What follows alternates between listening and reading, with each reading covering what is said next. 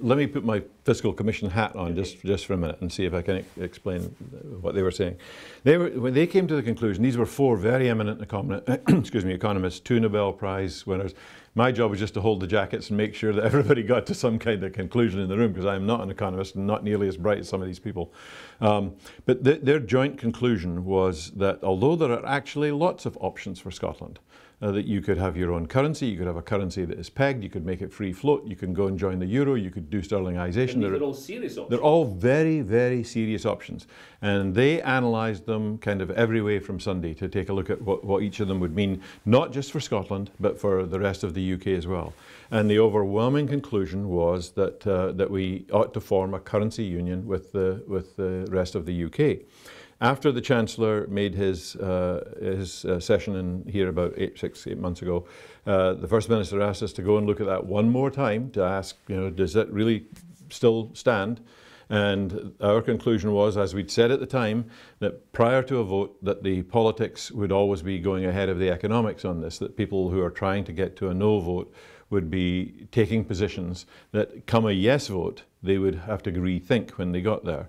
And we have always been of the view that the economics trumps the politics in this for various reasons. One is that it is going to be a negotiation, and it's a negotiation about liabilities as well as assets. And to the extent that we could be refused some assets, then we might start to refuse some liabilities, like the levels of debt that there are. If we went, for example, with our own currency and we took some of the assets, now or some of the liabilities, how would we now worry about exchange rate differences to pay that back? Because it wouldn't be in pounds anymore. We'd have to go change all of that money. We'd add somewhere between 500 million and £1 billion of transaction costs to British, rest of UK companies, not Scottish companies, to just get their currencies changed into the way that we'd go. And the pound would start to build even more debt, because you would have a huge export amount, 5 billion or so in oil and whisky and other things like that would no longer come into their balance of payments. I can't see any Chancellor going into the next election in the UK in 2015 saying, by the way, just out of bloody mindedness, we're not going to even talk to the Scots about this, because we just don't want to do it. And we said along we were going to do it, we can't change our position. And so, by the way, it's going to cost you all sorts of money out there. Businesses are going to have to pay a lot more. Your taxes are going to have to go up. Austerity is going to have to... It just beggars belief that they would go down that particular route. And finally, when we say the pound, you need to be careful about this. I mean, we're not talking about the pound coin in your pocket. That's going to be there anyway, whatever happens, right? And I can explain why. But we're really talking about the system of sterling, not the because if you asked how much is the asset in the Bank of England, it's not that much. It's a few £billion. It's not, in the scheme of things, a lot of money. What's very, very valuable is the Bank of England itself and its position as the lender of last resort. What's very, very valuable is the whole payment system that operates in the UK just now to move money around. And that's the stuff that we want to share with them, and sharing it makes both of us a lot better off. Yeah, it's interesting, because I mean, I instinctively am not in favour of currency union or using the pound. I would like, as a Scottish nationalist, I would like my own currency, and I think in the longer term that would suit us better. But I thought that Alex Salmond actually sounded quite, if you like, in the circumstances, magnanimous in saying let's share the currency union, because it does actually, from what I can see, it also suits the British Treasury. Of course it does. And by a large amount. And I mean, now if I take that hat off again for a minute and just say personally, I would soon have a Scottish currency too. However, I am persuaded that transitionally that could be very dangerous. There are still, no matter how much we have tried to control the global financial world, the fact is they have tremendous amounts of power. And all sorts of arbitrageurs like the George Soroses of the world would be in there trying to make money by pushing down the Scottish currency and showing that we don't have enough reserves because we haven't yet had enough of our trade balances to be able to build those reserves, etc., etc. So there's a transitional period, and that's why when the First Minister says it's going to be the pound, even if we didn't get a currency union, then the chances are, and again I'm not talking for the council now, I'm just talking for me, the chances are you would use sterlingization just so that you could get the time to build your capacity. We don't have people who run a central bank in Scotland. We'd have to set one up from scratch. Not a hard thing to do. We've got very bright people, but it gives them a year or two to go figure out how the heck to do that. We need to bring in some reserves by our trade balances and so on. So you know, it's just when people say I'm really worried about, you know, what the currency will be afterwards, you know, I keep saying to them, that's one issue. There are other big issues out there about the society and the National Health Service and all these things. And the other thing I'd say is, I've been in a lot of countries around the world, and you know, the funny thing, they all have a currency. So we'll have a currency. It's not like there will be suddenly no currency out there, you know. So, and remind people that on September 19th, if there's a yes vote, nothing changes. There's another long period of negotiation before we get to any conclusion. And it may well be, since there's an election in between in 2016, that whoever runs the government in Scotland then would conclude, you know, we want our own currency. That's for a government to decide. It's not for the Council of Economic Advisors or anybody else. You mentioned that the markets there. One of the questions that keeps coming up is that if the interest rates are still set in London by the bank, that it doesn't really take account of the Scottish economy. It's obviously focused on London, but that's what happens now. But as an independent country, you'd be ceding some sovereignty. Well, yes, clearly that's true. But is it not also true that everybody cedes some kind of sovereignty to the market? Of course they do. It's the markets that actually are in control of yeah, if you look at interest rates, particularly of comparable sized countries to Scotland, they all trend towards the same place. It's the market that drives them down there.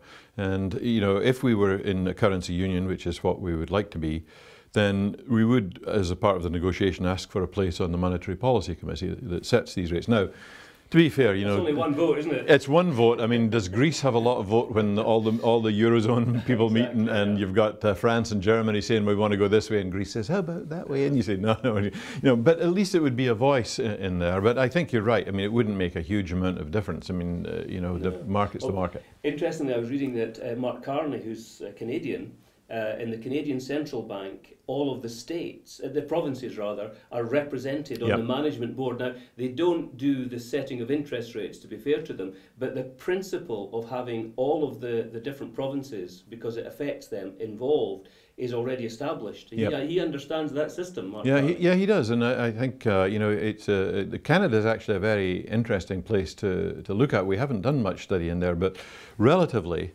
the size of Canada to the United States is the size of Scotland to the rest of the UK, right, yeah. Right?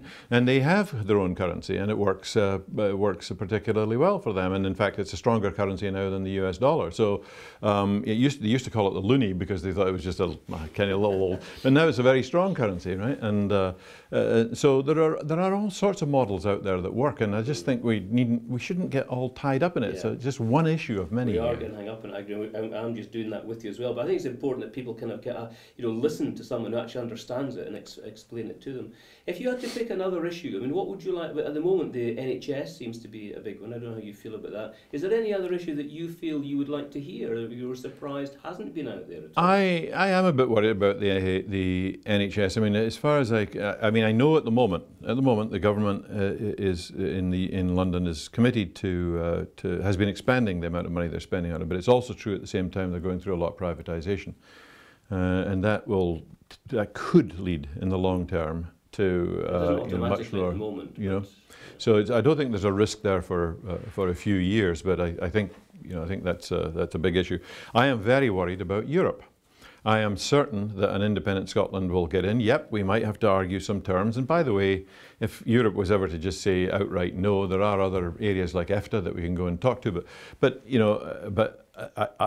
if it's a no vote, and Mr. Cameron wins the next election, which seems an increasing possibility, and we have a referendum, as far as I can see from the mood in England and Wales, their votes would take us out. And I think for Scotland that would be a really serious issue. Why so, Crawford? What's your view? Well, I think that we have big issues around. We're one of the great energy providers for Europe. We're one of the main fishing grounds for Europe.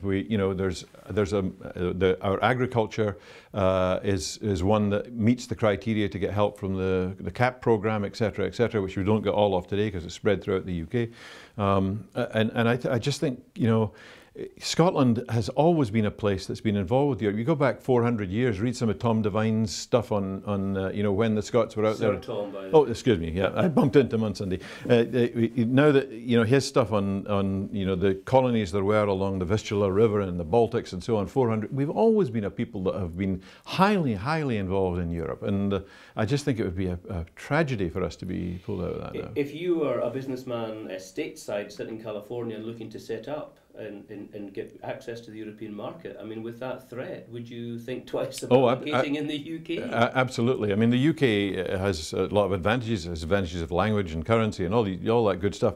But, you know, the European market is big and getting bigger by the day. And I think as a business person, you need to think really carefully. If the UK said, well, you're just going to be a little island on our own here and somehow we'll negotiate treaties with them just like the Swiss have done, I don't think that's going to happen, you know, and so I think it would be a real issue for business people. It's interesting, but not surprising, I think, that a lot of the big institutions, the EU, or some people in the EU, and NATO, for example, are raising questions about, you know, would Scotland be allowed in? I mean, that seems to me to be part of the kind of the diplomatic club, you know, the kind of back channel thing. It would be really helpful for the UK if you were to come out and say Scotland might not get into Europe or into NATO, for example.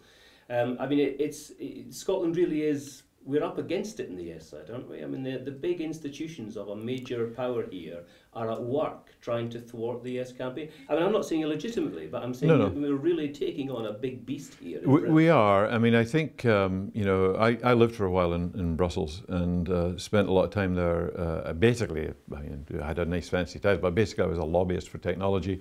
We were doing a lot of the stuff that when we were fighting against Microsoft to try and break their monopoly on some of the things that they were doing. And so I know a lot of folks there, and I talk to them reasonably frequently, and none of them believe that we will not be allowed back into Europe. But at the institutional level, they have a problem. They've got the Catalans and the Bavarians, and they've got all sorts of people, the Belgians themselves, who all are looking at perhaps the same route as we are going down. And so it is in the institutional interest to be very coy about this until there is something said. It would be hard to believe, though, that once the democratic will of the Scottish people came to the front, if it was a yes, that they would then say, no, we're going to get Montenegro in and we're going to get you people who've been here for the last 40 years, you can't be exactly. Right? You know.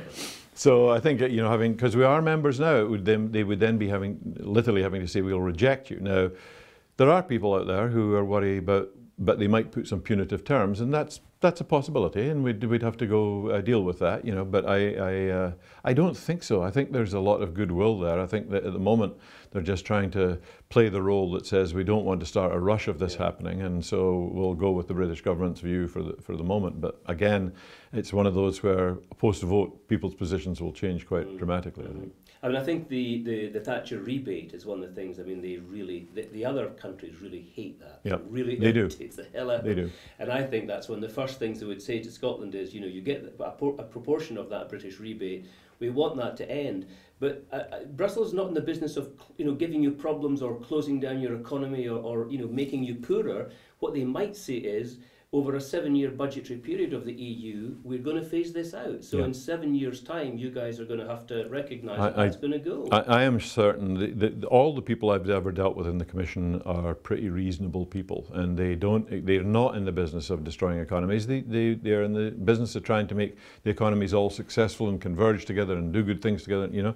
And so I think you're exactly right. There would be a negotiation that would say, if that was what they wanted to do, there's some time period, you know, 5, 10, 15, I don't know what it is, that we would be able to negotiate with them that said, you know, we'll kind of get there. And it's just like, you know, people have said, well, we'll be forced to join the euro. Well, we couldn't, because you need to be in the exchange rate mechanism for... But that could also wreck your economy in the short term if you're forced to change your currency. Exactly, what would be the point of that? And also, they look at countries like Denmark, where they have a very fantastic system where they have a tightly floating exchange rate from the Danish krone to the euro, and both the central bank in Denmark and the ECB have agreed to support that to make sure that it doesn't get outside that range. So they've dealt with a range of issues across these things to help economies. So I just think we get ourselves in rabbit holes here that we don't need to go down.